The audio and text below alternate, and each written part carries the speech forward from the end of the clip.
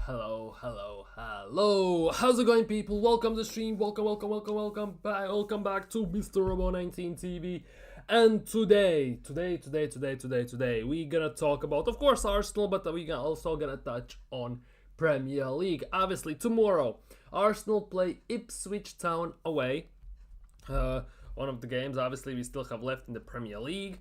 Not sure how Arsenal are gonna approach this, how it's gonna go, and where we're gonna land with this, but definitely we're gonna do some preview, we're gonna do predicted 11, we're gonna score predictions, all that good stuff. But of course, nothing has changed. The transfer rumors are still in full effect. 1.5 left till transfer window open, so definitely there will be lots of stuff to discuss in that regard. There's some news regarding Gyökeres, there's some news regarding Nico Williams and some other players, definitely, so there will be lots and lots of stuff to discuss. And on top of that, we're gonna talk about some other bits and bobs here or there.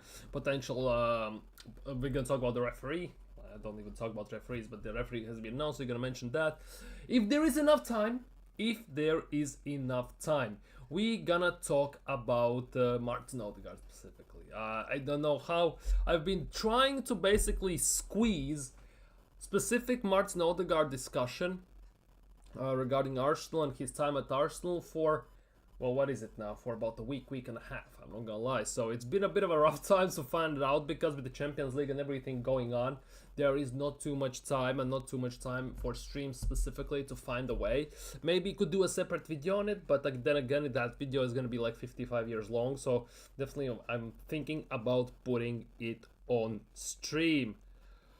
So let's see how this goes. But yeah, today of course we're gonna talk about that. We're gonna talk about Premier League discussions and all that good stuff.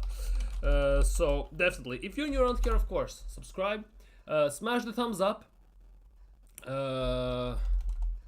Smash the thumbs up if you haven't already. Definitely helps a lot, helps me, helps the algorithm, helps everything. And we are, of course, we are aiming to hit 500 subscribers as soon as possible. We are 51 away, so we are inching forward to that destination as well. So first things first, we're gonna talk about big up Red Skull, big up. Top 4 race is more interesting than the title. Pretty much, that's what it is. You can even say not top 4, it's basically 2nd to 5th. Basically, the Champions League spot race, if you exclude Liverpool, to some extent, it's much more interesting, because literally few wins, few draws, few losses, with generally about 5 games left, tends to change a lot, and it could definitely change. So there might be actually some interesting situations happening on the last game week if everything goes as it is going right now, so time only will tell. And of course, the biggest question is where Arsenal fit in all of this, because you could say Arsenal are gonna finish 2nd, but at the same time, is it a guarantee that Arsenal are gonna finish 2nd?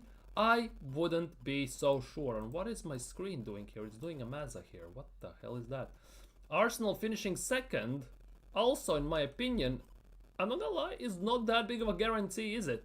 Let's be real, because Arsenal currently are sitting 2nd. Obviously, tomorrow we play Ipswich, so tomorrow we actually have a chance, basically, to kind of make that statement that we're gonna be 2nd. But we still don't know, because everything is up in the air in that regard. But yeah, the race is on for top 5. Cherky to Arsenal would be quite nice. If that, Cherky actually looks like a very good player. Obviously, there are some rumors on everything that he's kind of lazy in training and everything. He might have attitude issues, but let's be real. Players that have very extraordinary big talents tend to have that. If you look at the biggest players in the world that we have ever seen, even at Arsenal with Thierry Henry, he also had a massive attitude. Let's be real, but the biggest thing is Arsene Wenger knew how to manage it, how to put it in check. He had the balls to basically make Thierry Henry hold bench if he thought he was not fit enough fully to play the game, if he was in the red zone, as it was called. So Mikel Arteta, if he wants to win stuff, he needs to learn how to deal with these things, because Arsenal definitely, in my opinion, are missing some type of players like that, with a bit of an ego, a bit of an attitude and everything. Basically, that throws a challenge to the team, to himself, to Mikel Arteta and everything. So Cherky in that regard would be actually quite a nice signing, I'm not gonna lie. Thanks, play. Yeah, we need, definitely we need strikers, wingers, we definitely need, because that position, specifically the forward position for Arsenal, have been neglected pretty much since we sold Aubameyang. Well, not even sold. We let Aubameyang go for free, in my opinion. Yes, we have signed technically Jesus, Trossard, Marquinhos, lol, and players like that, but it hasn't panned out, is it? And given the, if you kind of put comparisons, if you put basically on the paper, write down how much money we have spent on defense, on midfield, and on the attack is the place where it is quite embarrassing to look at, to say the least. Let's just put it that way. We are tired of Jesus, Zinchenko, and Tierney. To be honest, Tierney is a very good player. If it was up to me, I would keep him. I'm not gonna lie. If it was up to me, I would definitely keep him. Zinchenko as well. Like, as much as I get annoyed with Zinchenko when he plays, it's only when he plays in the bloody left back position. Because we signed Zinchenko, we outgrew him in like half a season, and we all saw what Trent nutmegged him, and it was downhill afterwards only. But overall, for me, Zinchenko, he's a 10, maybe an 8. Like, he's in those positions, because Zinchenko, when he has played in 10, to be honest, has performed better than Martin Odegaard has this whole season. So, for me personally, I'm pissed off with Zinchenko only when he plays as a left back, and obviously that is manager's decision, right? So ultimately, if we actually can play Zinchenko in the 10, in the 8 potentially as well, to some extent, it maybe would not be the worst thing to keep him, to some extent.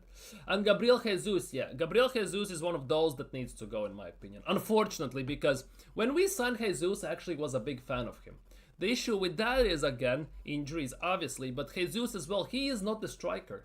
He is more of a winger than a striker, where finishing is not being relied upon as heavily as being an out-and-out striker, aka clinical finisher, in my opinion. So he played a lot as well under Pep at wings, left wing, right wing as well, in the number 9 as well. Of course, he played, but predominantly on wings, and some of his best games have been at wings, not actually at striker. So you could put a very strong argument that Jesus actually could be a very, very good winger, but the injuries have ruined him, and it's time to say goodbye. Let's just put it that way. It definitely is time to say goodbye. We have to beat Ipswich. Well, there's no shadow of a doubt about that. Arsenal are currently first. I wish. We are second. Ipswich are 18th. 14 points behind Wolves. And with 6 games to go, that's 18 points obtainable. I don't see any chance in hell that Ipswich are gonna do that. So basically, this relegation race is already done. Already. And, like, it's actually kind of nuts if you think about it. It's actually kind of nuts, to say the least. But it would be in Arsenal's spirit to give Ipswich a win. I'm not gonna lie. Because remember, Luton is something like Ipswich is this season, right? And remember how we last year struggled against Luton Town. 4-3 we managed to beat them in the with the last kick of the game with Declan Rice's header. That was basically how we beat them. So I don't know, there are sometimes these situations where Arsenal, obviously, they can play good against big teams, but their Achilles heel are these lower end sides. Always have been. Let's be real, your Burnleys, even at that time, because Aston Villa were not good at that time, but also Villa, Southampton, Everton, all these teams, Bournemouth as well, Fulham, always have been our Achilles heels, and it still is to this day, and that is what's the biggest annoyance in all of this, because in my opinion, you cannot win the league if you drop points to these mid-table, lower-end sides on consistent basis, season in, season out. Let's be real. You think we're gonna get Victor Gyökeres? I hope so. Obviously, in this world, nothing's guaranteed. Personally, the way it's getting PR'd, the way it's being talked about, would leave me to believe that we're gonna do this. Obviously, with all the speculations and everything, it would lead me to believe that we're gonna do this. But obviously you never can tell, because his price that he's gonna demand for him sporting in the summer is by 30 million less than they demanded in summer specifically. So 1 year later, 30 million depreciation, and not because he's a bad player, he's not scoring goals, because he has like 47 goals in 46 games or something like that right now, or 47 points in 46 games, but only because of the situation, how it has escalated. And that 30 million price drop specifically has put about 3-4 more teams basically into play once again. If it was, for example, in summer it was only Arsenal last summer, this summer it's about 4 or 5 teams. And the more teams that can get him, the worse it is for Arsenal, let's just put it that way. And the worst part is, if we don't get Sesko, it looks like we're gonna get... if we don't get Gyökeres, it looks like we're gonna get Sesko. And that is something I don't want to see whatsoever. The rant video I'm gonna make, if that happens, is gonna be insane. I already can tell you that much. But yeah, speaking on Red Skull's comment, right? Top 5 race is more interesting than the title. Let's be real, it is. Title is pretty much all sealed up. Six games to go. They have 13-point advantage and everything, blah blah blah. But if you now look specifically third to, I would arguably say 7th, but I think Chelsea are gonna fall off. But in this instance, third to 6th. Third to 6th specifically. 59 to 57 points. Between 2 points we have 4 teams. And today Aston Villa beat Newcastle 4-1 if I'm not mistaken. I switched it off before I went live. And let's just say if Newcastle would have won that game, they would have been only 1 point behind us. That would have been actually kind of nuts. But let's not forget we still have to play Newcastle as well. And we have done exceptionally well against Newcastle. So that is again a big worry in general. And we still have to play Liverpool away with that. That also is a worry. So we'll see. But ultimately, obviously getting second for Arsenal is still not a guarantee, is it? People want to say we finished second 3 years in a row, but at the moment it's not as guaranteed as people want to think. Man City won today against Everton, right? 2-0. They are 5 points behind us, sorry. Nottingham Forest win tomorrow, they are only 3 points behind us. There is small margins, genuinely small margins. If Arsenal somehow manage to basically screw it up against Ipswich and these teams like that, we are done. We are genuinely done. We are gonna play Crystal Palace next, obviously, so we need to win that definitely, without shadow of a doubt, of course. So time only will tell, but ultimately, this top 5 race is actually kind of very close. If you take out Liverpool, the 2nd to 6th, it feels like anything can happen. Yes, I get it that 6 points separate Arsenal from Aston Villa, right? But to some extent, given our form, specifically in Premier League, I'm not talking about Champions League here, there's yet lots to be desired, and it's very scary what could happen if something goes wrong. Because before the season started, everyone said this is Arsenal's season, we're gonna win the league. And we got also many Arsenal fans, top gooners, said that as soon as Man City fall off, Arsenal are in a prime chance to win the league. Then on top of that, when Liverpool started to rack up some wins, they said if Arsenal finish behind Liverpool, they would sack Mikel Arteta.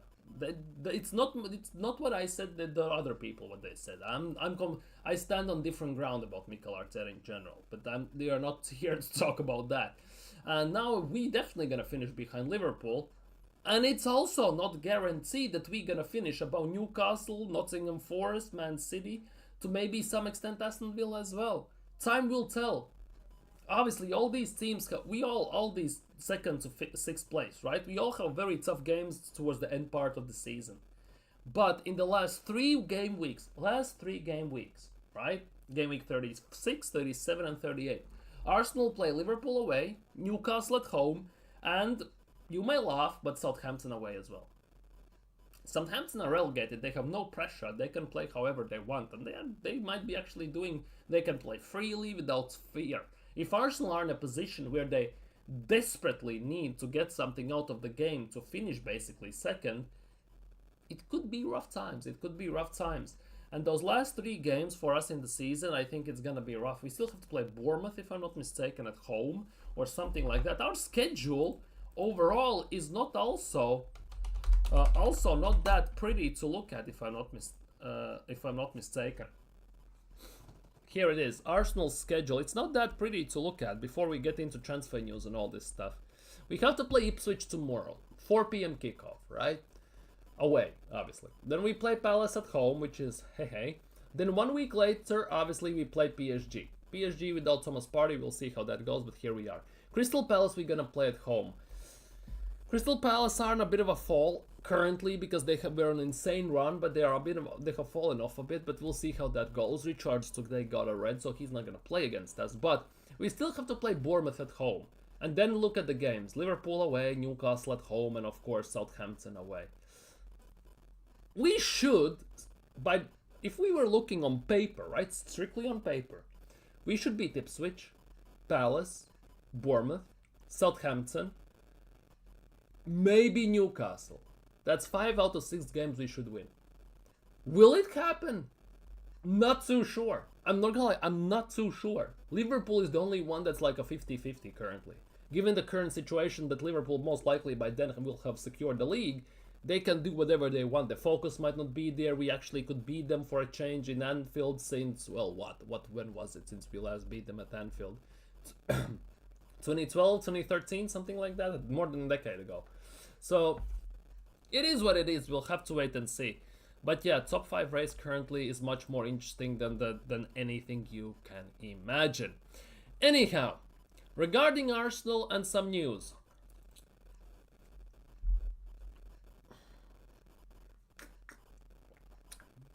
Here are the first ones.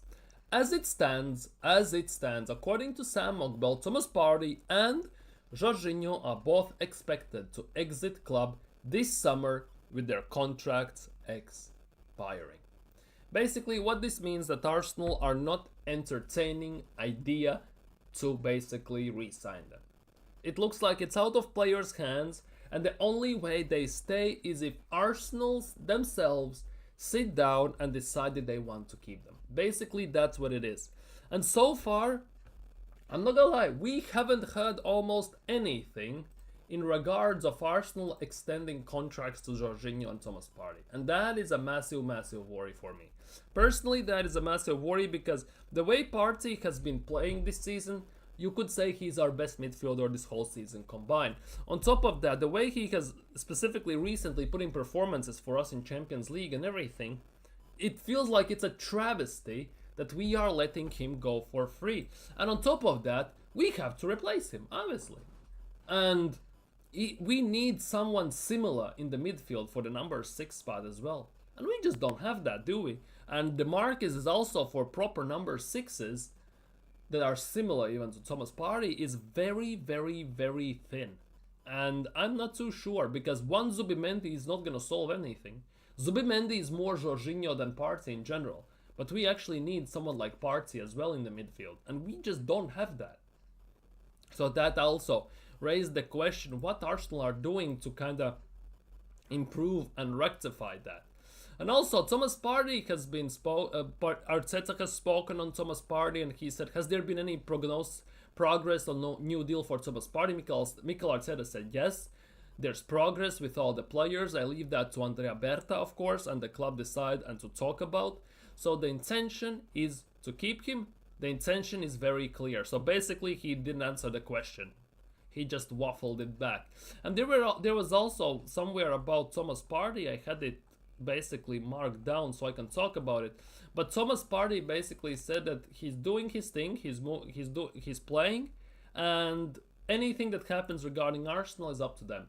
So basically what he's kind of suggesting that it's out of his hands, whether he stays or not, and everything falls down on our new sporting director Andrea Berta, on the board, on Luis Garlic and all these guys, and of course Mikel Arteta and arguably Josh Kroenke because he's signing the checks. So only time will tell. And it would be, given that Thomas Partey has stayed injury free and he has played quite fantastically, I'm not gonna lie, losing him would be quite painful. I'm not gonna lie.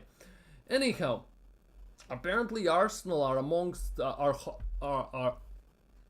Arsenal amongst some clubs who are more monitoring the progress of our 15-year-old twin brothers.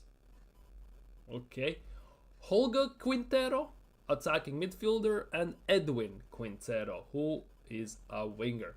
Not gonna lie, no goddamn idea who the F they are. Kid you not. Who are they? Edwin Quintero, 15 years old. Where does he even play? Like, these random things that get thrown out that Arsenal are linked, they want to sign, they're monitoring and all this. It's all fine when you know the player because you can actually discuss in some very nice fashion with you guys and everything whether that would be a good signing or not. But ultimately with these guys, it's like, who the hell is that? Like insert Conor McGregor meme, who the F is that guy here? So Edwin Quintero is a 19-year-old player who plays in Independiente and plays for Ecuador under 17 team. Agent is known player under 18. What does that even mean? Anyways, he plays for Independiente de Valle under 20s. Independiente is actually, their main squad is actually very decent. I'm not gonna lie, really good team to watch in what's its face? They're Libertadores. They're actually not too bad, but overall, I have no idea who these guys are. And here he's his twin brother, Jorge Quintero. Can play left wing and 2 number 10s. He just lost 3-0 to Palmeiras under 20 team.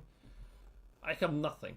I genuinely have nothing on these guys. If you know anything about them, please let me know in the chat, because I genuinely have nothing on these guys. Big up Killswitch. Big up, big up, big up. Big up. Long time no see. Glad to catch the stream. Big up, big up. Thanks for dropping by. Big up. How's Spurs doing? No pun intended, seriously. Ange in, Ange out. Is anyone replacing Ange? Is he getting sacked at the end of the season? Or pretty much tomorrow might as well. There's no difference. Or what? Any movement in that regard? You excited for you to sign the Vinay Venkatesham from Arsenal? You very excited about that signing or what? Those news about Vinay genuinely made me laugh hard. That's just... Good luck. Let's just put it that way. Good fucking luck. Anyways, according to Abola, well, almost the wrong thing. Anyways, Chelsea are interested in signing Victor Gyökeres, which obviously for Arsenal would spell lots of trouble because Chelsea definitely could sign him and offer him massive money. However, but the sporting striker prefers a move to rivals Arsenal. So basically, Chelsea want him, but Gyökeres is saying them, screw you, I prefer Arsenal. So basically, lots of teams have been interested, linked with Gyökeres over, I would say, the last few months specifically, like Barcelona, Man United. There was also talks about, of course, Atletico Madrid, Chelsea, Arsenal, and some other teams. And most of them have died down. They generally have disappeared from the face of the earth and everything, but Arsenal are the one that is keeping on going. Apparently, there's also numerous reports, countless reports, that what's its face? I lost my train of thought. Oh fuck me.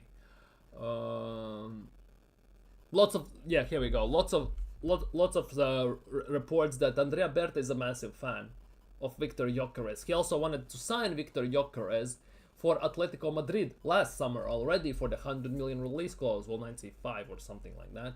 But apparently Atletico disagreed, so they signed Julian Alvarez instead. So they kind of went over his head, or they went with their plan B, of course. But yeah, it looks like his price is now gonna drop from the 90-something million he has to 67 to 70 million. Apparently, that is his quoted value currently. If he wants to leave, if for Sporting basically to accept that he is leaving. Gyökeres wants Champions League football. That's, I would say that's 100%. And that is the case. Also, Killswitch is also saying Gyökeres wants Champions League football. Chelsea don't have that at the moment. They are nowhere near that, to be honest. They are nowhere. They cannot say nowhere near that, but how far are they from Champions League? Well, 3 points. I cannot say they're nowhere near that. 4 points of Manchester City. I just get the feeling that Chelsea just don't have it what it takes to basically, towards the end part of the season, to make such a run. To basically carry them over the line. I think they're gonna drop off. They're gonna stay about 7th or 8th or something like that. So time only will tell us in that regard. But I want Arsenal to sign Gyökeres. Because if we don't sign Gyökeres, our plan B, it looks like for now it's Benjamin Šeško. And if we sign Benjamin Šeško, goodbye and see you never, basically. I'm gonna become, I don't know, Bromley fan or something. But yeah, anyways. Victor Gyökeres prefers Arsenal, which is a nice thing to hear, of course.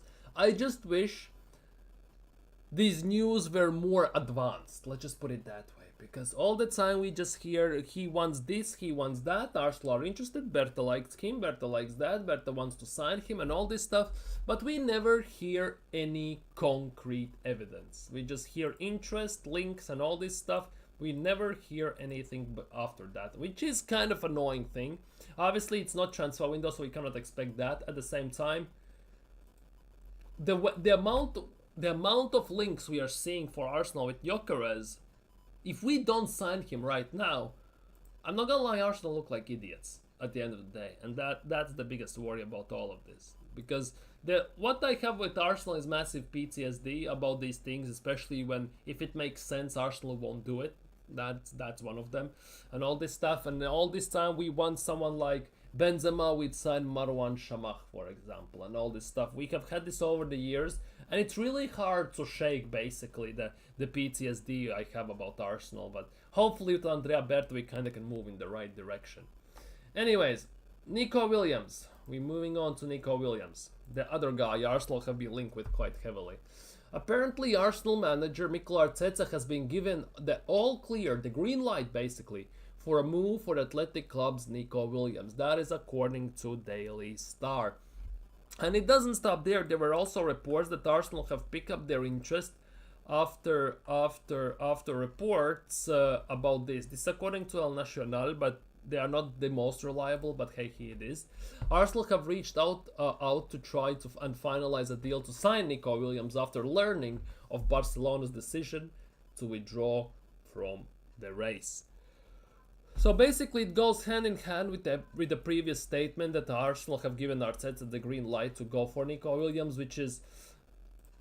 I kind of don't know what to think, because for me Nico Williams is not the answer. He has some tech, he can do some things, but again he's very inconsistent. This season for Bilbao he hasn't done much. He demands about 250 to 300 grand a week, which seems preposterous if you ask me in general. But if Arsenal sign him, I don't know. Maybe when we sign him I will figure this out, right? But currently I'm kind of caught in between two minds. Because the way how I see him play in Athletic Bilbao, he looks meh. Yes, he has some exciting moments overall. He can do some things, he can dribble, he can pass, he has some decent shots at times. But overall, it just, I don't know, it doesn't convince me to such a level that he is the guy who's gonna thread the needle. Who's gonna move the needle, basically. It's not gonna be like a ceiling raiser or anything. I don't know, it just doesn't convince me that way. Obviously, if he comes here and he proves me wrong, I'll be more than happy to admit that I was wrong about saying this. But at the same time, I'm not too sure. Generally not too sure. Of course, we need a left winger, and we needed that for about 2-3 years now. Not to mention other positions, but it is what it is, of course. So, only time will say. He can play left wing and false 9. I don't want false 9s. I want just a 9 with Gyökeres. I don't want any other number 9s. I've seen too much of Havertz as a number 9. Trossard, Jesus. Who else I have seen as a number 9? Who also has played a number 9 for Arsenal? I have seen Calafiori play as a number 9 mid-game. That's what I've seen. Merino is currently playing as a number 9 for Arsenal. That's even worse. At the same time, Merino is doing fantastically well. Because if we sign, for example, a striker in January, and he was putting up from January to right now the numbers Merino has put up, we would have said it's a brilliant signing. But since it's a midfielder we signed in the summer, who looks stinky in the midfield for Arsenal, yet at the same time he plays at striker, a position he has never played before in his life. He looks better than he plays at his actual natural position, which is midfield. And to add on top of that, he looks better than the 65 million donkey we have. I don't know even what to say. It feels like it's a very surreal situation in this regard. Very, very surreal situation, which it's really hard to explain. One thing in that regard I kind of think that plays in Merino's favor is the fact that he is not a striker. So when he plays as a striker, he does very unordinary moves or runs or something or touches, as usually strikers would say. which basically I would assume, which sounds very weird, but kind of throws the attackers off, defenders off, because defenders kind of study the strikers and everything. Every striker has certain things. Every single striker does the same goddamn way. Obviously, what some strikers do differently, that makes their signature moves more or less, right? At the same time, Merino has never played striker, so basically he plays as the crow flies to some extent, which is, from one point of view, very annoying, which really pisses me off because you never know what you're gonna get with him. From other point of view, it's brilliant because nobody knows what to expect, which plays into his advantage in that regard. But obviously, I wouldn't go with Merino as a main number 9 in the next summer, in the next season as well. So here it is, that as well.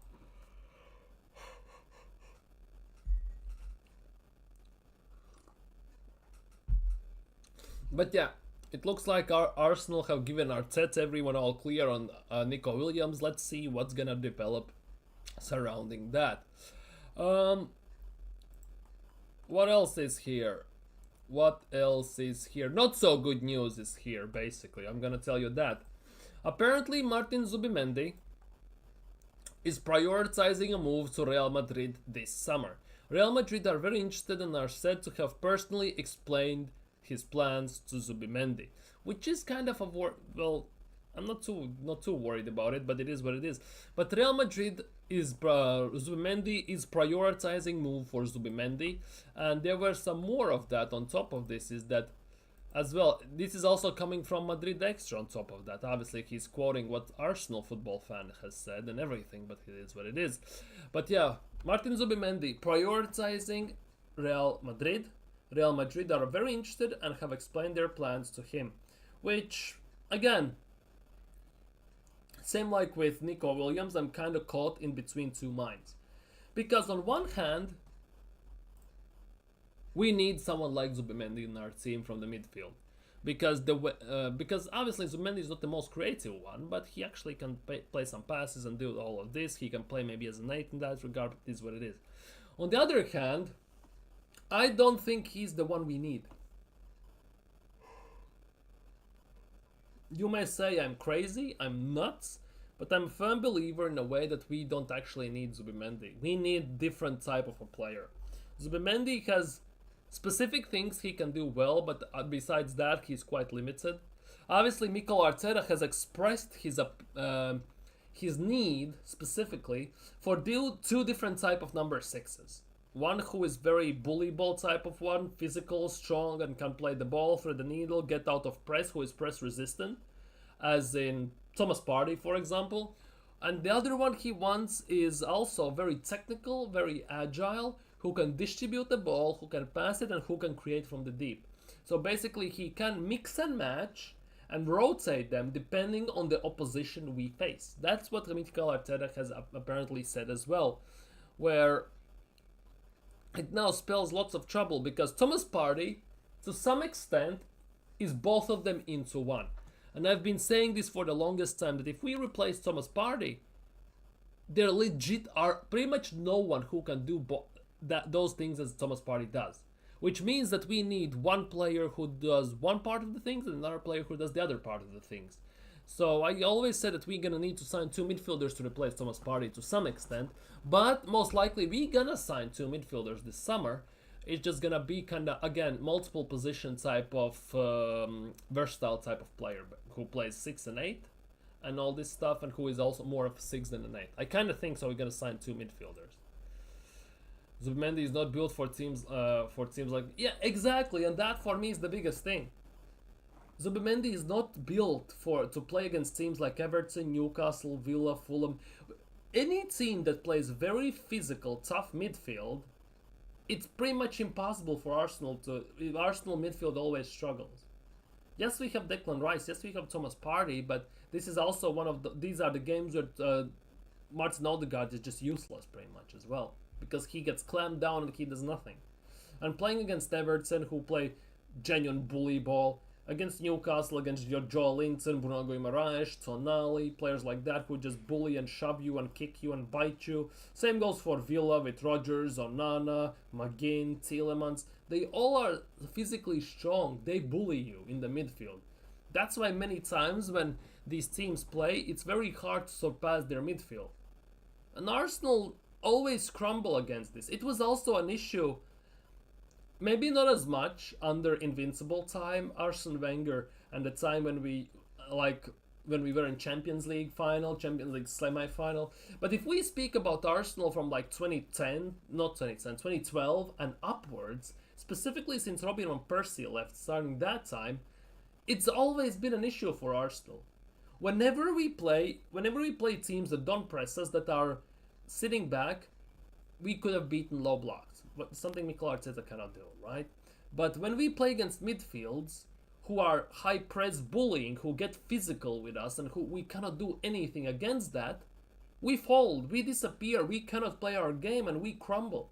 And this was an issue under Wenger, and to be honest, to some extent, this has been an issue under Mikel Arteta as well.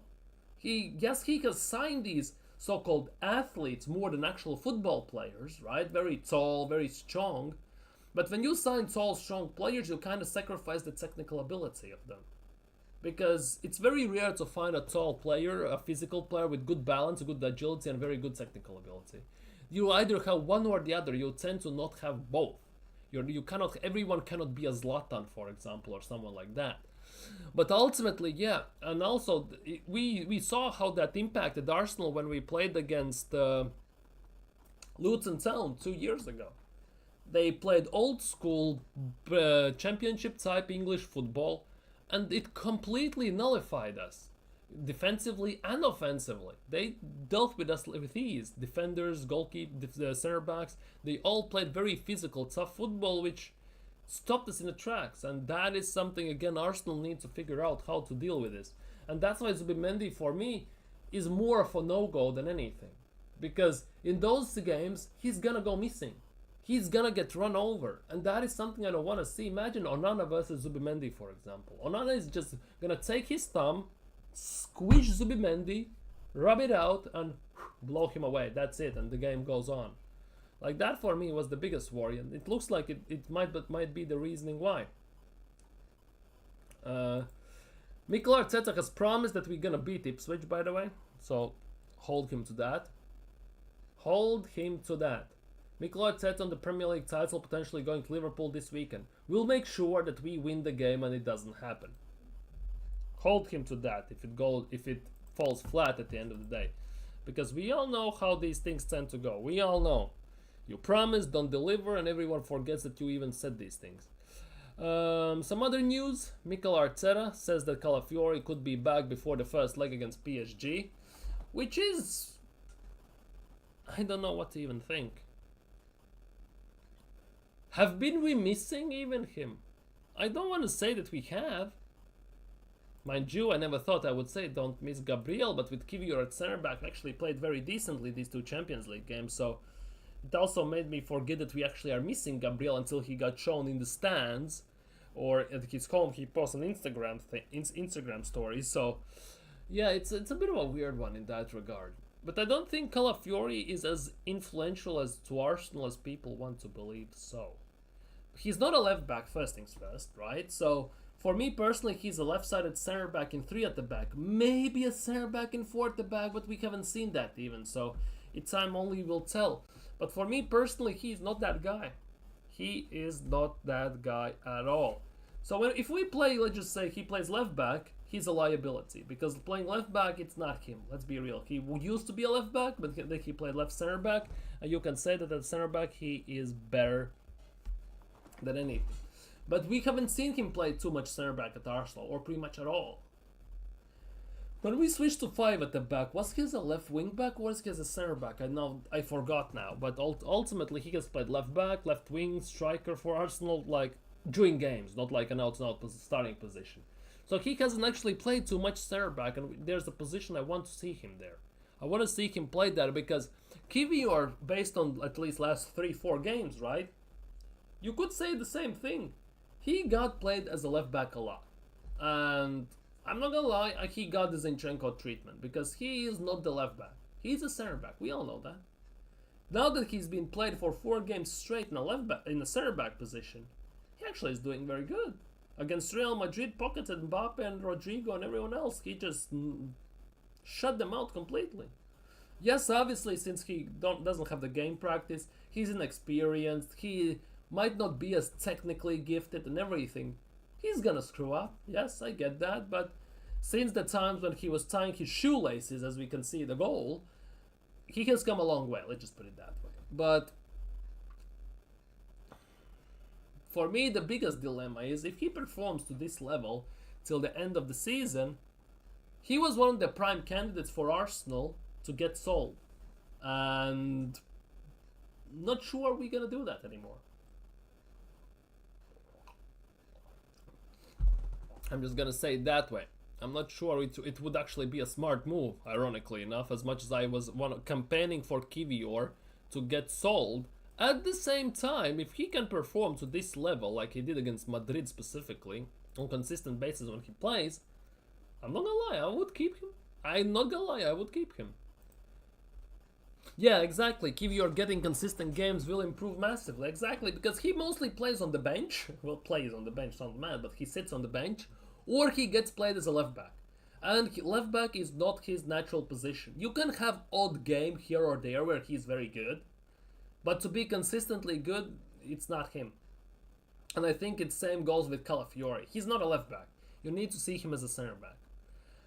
So hence why I think that Kivior, if he keeps playing as a center back, and it looks like he's gonna be the main center back, at least until the end of the season, until Gabriel comes back, if he keeps playing like he did against Madrid, I have no problems with that. I genuinely have no problems with that.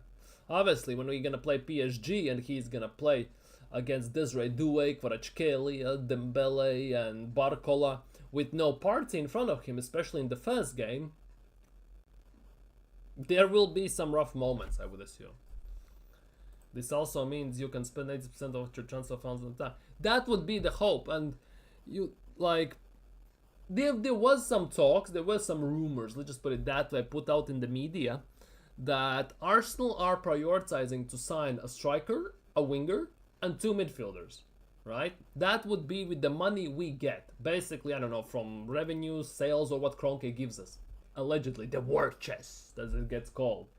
Arsenal would sign new defenders only if we can sell the players we want to get rid of. That at least is the narrative that is getting pushed out through the media currently. That Arsenal are prioritizing signing a striker, a winger, 2 midfielders, and the only way we are going after a defender is if we sell some deadwood. Basically, your Marquinhoses, maybe Trossard and players like that. If we start to sell them, then we're gonna try and sign some defenders. That is the only way. At least that's how I see it. Yeah, exactly. Big up BBK. Big up. We hear this every year, yeah. I've been hearing about the war chest for over a decade now. And I still haven't bloody seen it. Genuinely. Still haven't bloody seen it. You could say we had a war chest when we signed Declan Rice, right? But if it means that I have to wait a decade to get one war chest to sign one big player, like, that means that we are 8 years in. We have 8 years left till we sign another 100 million player, basically. Like, make it make sense. But yeah, I've been hearing about the war chest for over a decade. We are prioritizing this, prioritizing that. We want to sign this, we want to sign that. But that is the everyday talk with Arsenal. Let's be real. If it makes sense, Arsenal won't do it, and we are getting linked with every single thing that moves on the football pitch, every single transfer window. However, to play the small devil's advocate here, right? I have more trust in all of this right now with Andrea Berta. Because since David Dean left, it's been a shit show. Whoever was in charge, it's been a shit show. Now that we have Andrea Berta, it looks like it's gonna be more serious, more focused, and more positive, let's just put it that way. More proactive than reactive, let's just say it that way. So I have that hope that with Andrea Berta there actually is some war chest. Because I kind of don't believe that Andrea Berta would even sign for Arsenal if there were not certain guarantees that got told to him that he's gonna get some money to sign the necessary players. Because which sporting director goes to a club without any guarantees? That's like me going to signing a new job, going to job interview and signing the contract without a guarantee that they're gonna pay me, basically. Like, that makes no sense to me, kinda. I know it's only a speculation and everything, but to some extent, I might be a fool and believing my own conspiracies, but hey, that's all we have as an Arsenal fans, isn't it, after all these years? Anyhow, according to Fabrizio Romano, Liverpool, Manchester United, Arsenal and Chelsea are all very well informed on developments on Xavi Simons. We know the Xavi Simons? Anyone wants Xavi Simons? He could be available for £60 million only, allegedly. Sources believe the Premier League could be a credible but possible destination.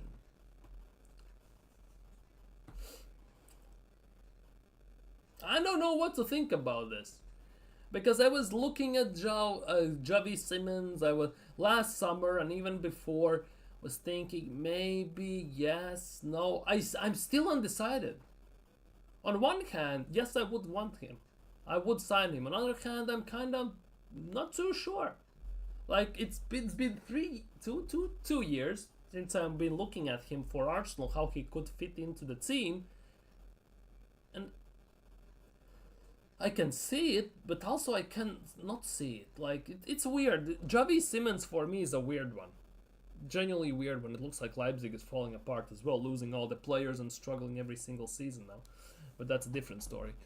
But not too sure. Genuinely not too sure. Ever since Kroenke has took 100% of ownership, you guys spend average 100 million per summer window at least. Yeah, that is the big thing. We are spending 140, but that's mostly on Arteta, isn't it? Arteta is mostly spending that money.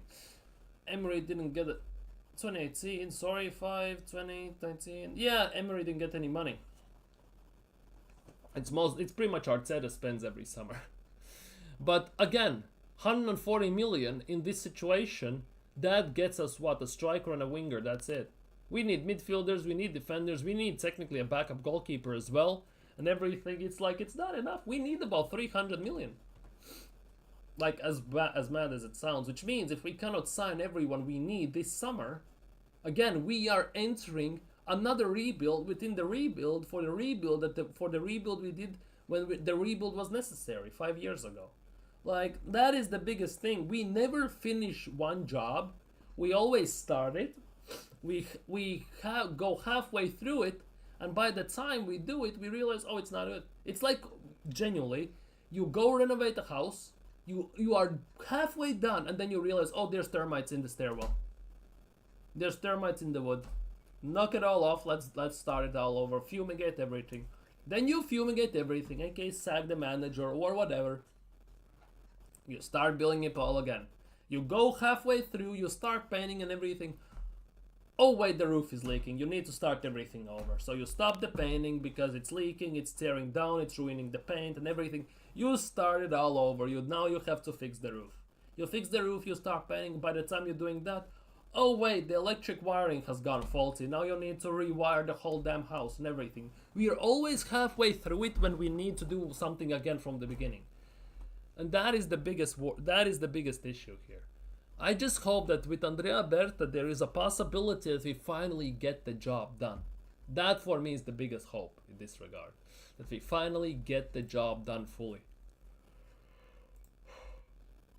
We don't half-ass our way through it and we finally finish the job to maximum extent. That's what I hope with Andrea Berta. That is someone that takes things seriously and does the things properly. Let's just put it that way. That for me is the case. Anyways, Mikel Arteta has spoken in pre-Ipswich game press conference. Let's see quickly what Mikel Arteta has said, because I would assume it's not much. Let's just put it that way. It genuinely is not much. On celebrating Wednesday's win for a short period of time, yes, it was a great evening. We had a lot of family and a lot of happy faces around the club. So it was a good moment, but immediately you have to switch it up, and now it's Ipswich in the Premier League. Well, good for you. On what a win like that does to our confidence and belief. We can compete in any context against any team in any competition. Now the next step is consistency. Do it on the Champions League at that level. Now we go to Ipswich against Raleigh a really tough team to do it again. And this is something weird about Arsenal. We draw against Fulham, we win against against Real Madrid, we drew against Brentford, we win against Real Madrid. Arsenal is a weird team. We can beat almost anyone on any given day with our best squad. Yet at the same time, that best squad we have technically, right, loses to West Ham, right, loses to Fulham, draws to Bournemouth, loses to Bournemouth 2-0, and all this stuff. It's a weird thing, this squad and this team. On focusing back on the Premier League, quite easy. Just review the Madrid game and immediately go to Ipswich and start to do all the preparation. Start to watch the games we play against them, and what we learn over the last few months since we've played them. How can we hurt them, their qualities, and start to do the preparations towards the game. Well, good luck with that. Jorginho and Calafiori. Jorginho is not going to be available yet. He's still struggling with that incident. And Calafiori as well, probably not going to be available. And Jorginho's chance on playing the semi-final first leg, that's probably a question for the doctor. It's quite a specific and difficult matter, so I will leave that to the club to make the analysis, which basically means he's not playing. Let's just say it as it is. He's just basically beating around the bush and doesn't want to give a straight answer and everything, just to admit that he has something worse than it could be. On the midfield, if he's not fit with Partey suspended, a few options, well, short and sweet. On the thinking outside the box, we have a few options and we are not going to give anything away. Well, we'll see about that one, Chief, won't we? We're gonna see about that. Your style is built for UCL, very nervous you'll pull it off. Plus UCL refs are quality. Yeah, that definitely, yeah. The refs is completely different story, let's just say it as it is. The thing is also, in Champions League, refs get it wrong as well. But they don't get it wrong often. They get it wrong on occasion. Yes, there might be some questionable calls, 50-50 calls, which refs can give either way depending who the ref is. But mostly the decisions are on the point. There is no debate about it.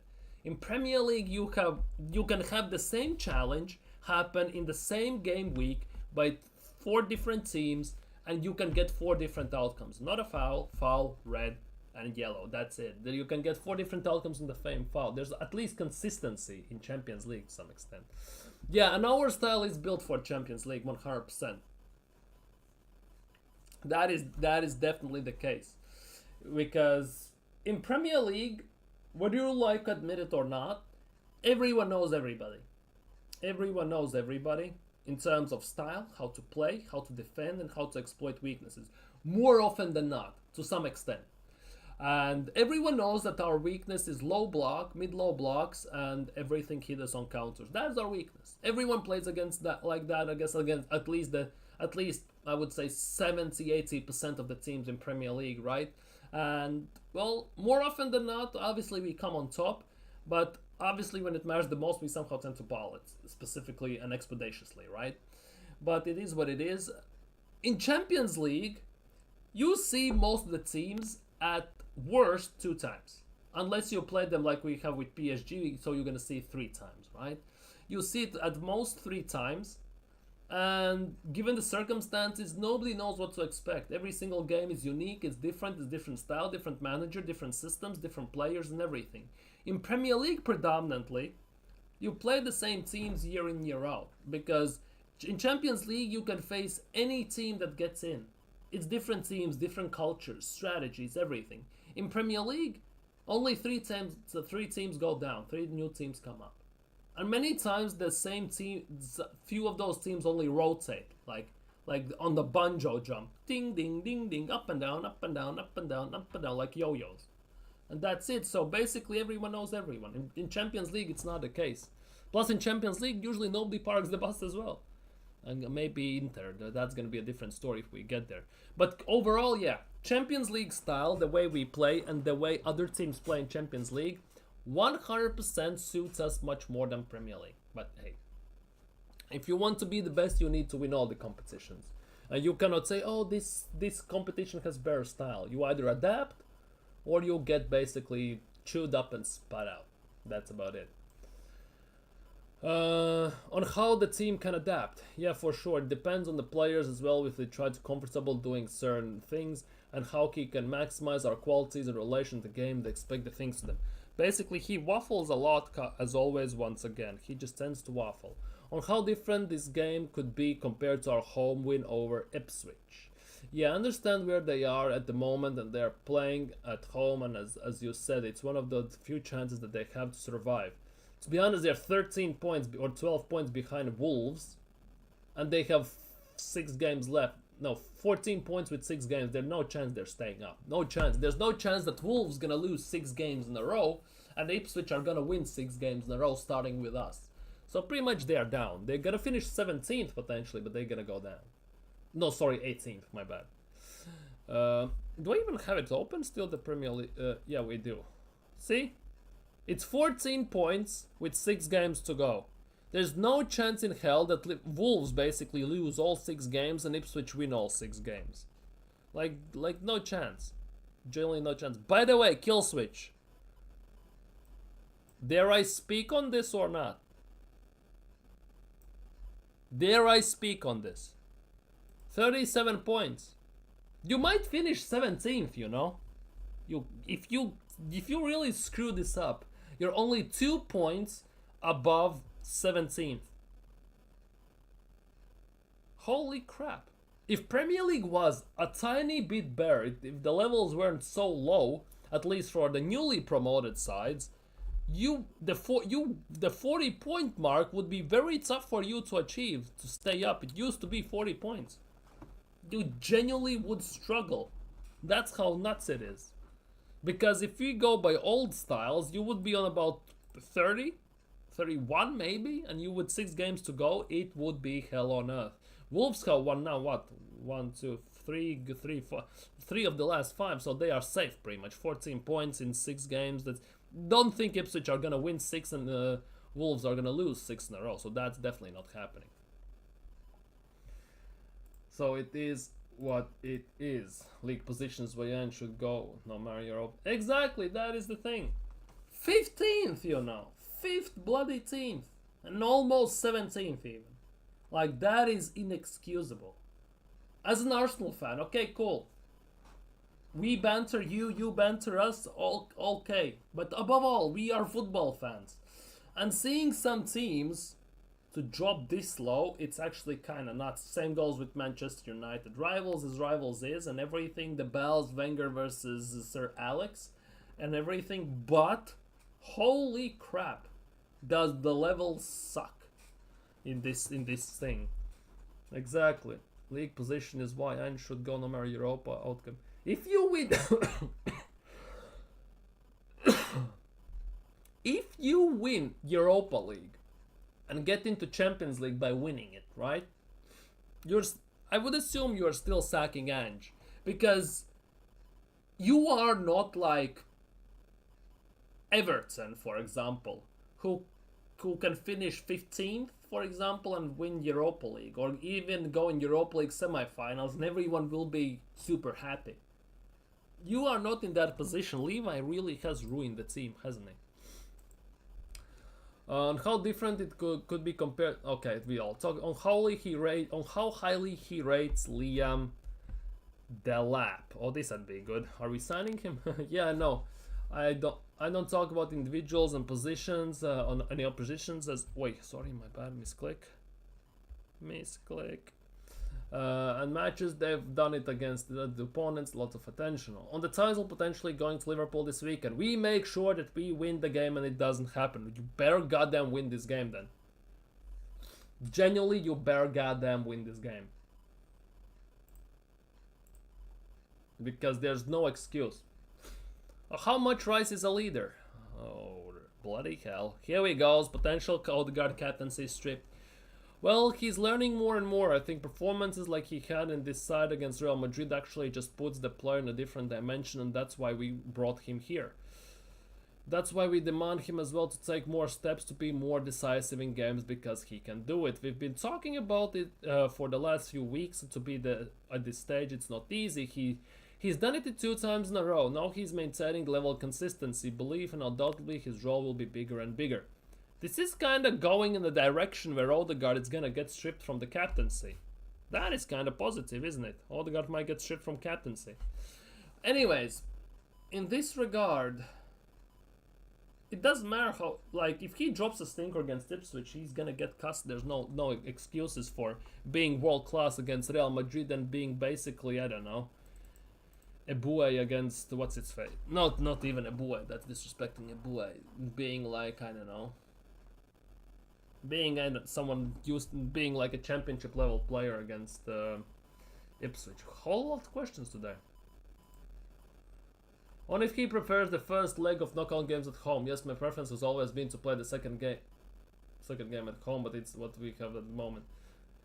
On if Miles can be an option in midfield, it would be down to the availability of players in that moment. So who is available, who is able to do that, for how long in game, because that's where we had the players that they could not play for 90 minutes. So once we are closer to that game, we can decide. The game is in about what, 12, it's 16 hours. What are you waffling about? On how we practice without party in the next two games without giving away to PSG, what we, as always, balance, understanding what we are prioritize. Doesn't matter. You'll have to find a way. On the gap to third place, Newcastle United, yes, for sure, because obviously we are now in a much better position, but the last two draws have significantly changed the perspective, and as well as credit for Newcastle for the form that they have always been playing as well. So we need to step up. That was real. Step up and start to win games. Dude, you better start winning games. The teams are genuinely on our asses. Yeah, 4 points, blah, blah, blah. Forest win tomorrow, bang, 3 points. Especially if we lose tomorrow, that would be crazy. Anyways, by the way, who are Nottingham Forest playing tomorrow? Just out of curiosity, because that is also a big question mark for me. We are playing, obviously, there. Not they're playing Spurs. Oi, kill switch. Oi, expectations from the game. Expectations from the game. They're playing us. Expectations from the game. You're gonna win at the whatever this, I don't know, it's not White Hart Lane, it's Tottenham Hotspur Stadium or whatever it's called. You're gonna win it? Or what? You're gonna win? On if any progress on Party's contract, yes, there's progress with all the players. I leave that to Berto. On intention to keep him, the intention is very clear. I'll leave that to Andrea with the club to take the step forward. You really think you're gonna lose 2-0? Really? Why so negative? That's being called toxic and negative, you know? I get told that all the time by Arsenal fans. Why 2-0? You don't think you're gonna score? Really? Kinda confused about this. On all three promoted teams potentially going straight back down. I mean, the level of difficulty of staying in this league as well. Yeah, for sure. On Guardiola's style affected the Premier League, I haven't reflected on that. On if Calafiori could be back for PSG, it's a very thing going well, I think so. We already talked about that. Andrea Berton, if they change the plans for the summer. Yeah, those things we are already discussed with him, but yes, I hope that he has many more ideas, plans, surprises, positive ones, and use his experience, his creativity, his intuition as well to help us make the right goals. On the benefit of having fresh voice in the sporting director role, yeah, I think it's an opportunity. Well, bloody hell. On if Kai Havertz could be available for the semi-finals. Semis? I think that's too close, but if I have to bet on him earlier than I expected, I would say yes. The way he works every day in that gym, pushing everybody, I don't think you can hold him much longer. There are rumors that Havertz could be back for Champions League final, you know. There are rumors. On if how he among the top managers in Europe getting to semi-finals, no, nobody cares. Let's be real, nobody cares.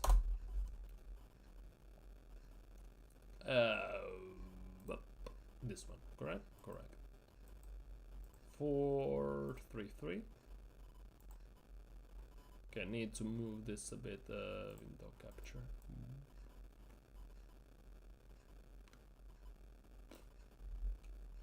Okay, let's do it this way. Yeah, that's nice.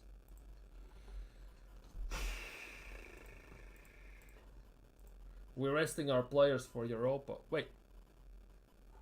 Next week is Europa League as well? What the hell? I thought next week is week off. Isn't next week off?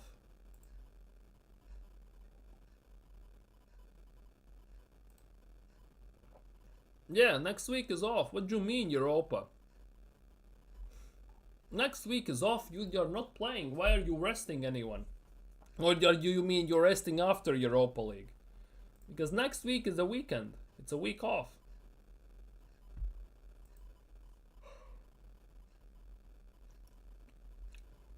That is the case. That's a week off, you know. Anyways, starting 11. I think the goalkeeper picks itself. I don't even know what to expect for the defensive line. I'm not gonna lie. With Partey playing, I kind of believe that Mikel Arteta is gonna go with the main team. He's gonna put out the main squad. He's gonna see them out. He's gonna hope that we score about 3 quick goals, and then he's gonna take them off. At least that's how I feel about the game. I'm not so sure whether it's true or not, if that's gonna go like that, but I kind of believe it might. I think, given that the next week is free, he will play them. That is the biggest reasoning why. Given that next week is free and all that stuff, so Martinelli definitely needs to play. He needs to keep up the good form. And of course, Mikel Merino goes at striker. I kind of think that he's gonna put out the same 11, by the way, for the game as he did before. Like he did for Real Madrid. He might rotate, but the fact that we have a week off afterwards kind of tends me to kind of think about the fact that he wants to basically win this game, seal it off early, hopefully, and then just put in the rest of the players. 5 subs. Sub off the key areas, and that should be done and dusted in that regard. So I'm not so sure. I'm generally not so sure. But the fact that Killswitch is saying he's going to lose 2-0 and he's going to rotate, it's kind of nuts. With a week off as well, I kind of don't think managers are going to do that. Kind of don't think so. I know it might sound bad, but I kind of get the feeling. But yeah, this I think will be the same starting 11 as we cut against Madrid.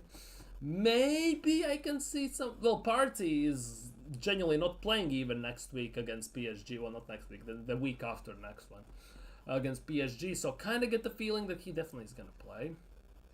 Saka is going to play because he needs some game time. Maybe Trossard starts for Martinelli, although very unlikely. Odegaard is going to start because, well, he's the love child of Mikel Arteta, adopted child. Maybe White could start over Timber, or I think given the fact that White has played a bit and he has gotten injured again and now he has played a bit again, I think he's gonna get a substitute. I think he's gonna get eased into it. So ultimately that leaves us maybe with Tierney or Zinchenko playing as the starters. But also, actually I would start Zinchenko over Odegaard. I'm not gonna lie. If it was up to me, this will sound weird, but if it was up to me, I would start Zinchenko. I would start Zinchenko over Odegaard if it was up to me. But I'm not so sure Mikel Arteta is gonna do that, I guess. Not so sure he's gonna do that. But yeah, overall, I don't know if it's... I'm gonna go with a 3-1 Arsenal win. I'm gonna go with the hype, kinda, with the Real Madrid good feel factor and everything, even though in Premier League we suck ass. We suck against low blocks. They have all the possibilities with Hutchinson and Delap to hit us on counters and destroy us and everything. Potentially, obviously. But I'm gonna go 3-1 Arsenal. I think we're gonna do the job. Mikel Arteta has promised us a victory, so he better goddamn deliver, or he's gonna look like a fool. So yeah, I think that is that. And on that note, I think I'm gonna end today's stream. Obviously tomorrow, 8 p.m. we're gonna do a review. We're gonna talk about the game. We're gonna look at some transfers if there are any, and discuss some bits and bobs here or there. Maybe then we're gonna find time to talk about Odegaard, because this Odegaard stream for me has been pending, as I said, for nearly 2 weeks already. So maybe then I'm gonna do it. But for now, for today, I think I'm gonna sign off. I generally think I'm gonna sign off. So big up Killswitch, BBK, Big up Red Skull, favorite Andrew, and everyone else who liked, commented, subscribed. If you haven't already, subscribe, like, everything, all this good stuff. Big up Kill Switch. Subscribe, like, comment, all these things. And see you all tomorrow. See you all tomorrow. Because hopefully Arsenal are gonna win, genuinely. See you all tomorrow. Have a nice evening, have a nice day tomorrow. Enjoy football, stay safe, and see you soon.